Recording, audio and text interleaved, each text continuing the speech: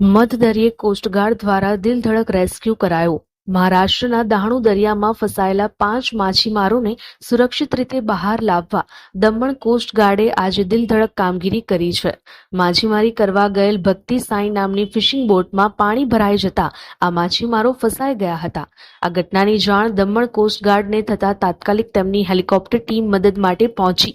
પ્રથમ પ્રયાસમાં કોસ્ટગાર્ડના હેલિકોપ્ટર દ્વારા 3 માછીમારોને બચાવીને સુરક્ષિત રીતે મહારાષ્ટ્રના દાહણુ દરિયા કિનારે છોડવામાં આવ્યા।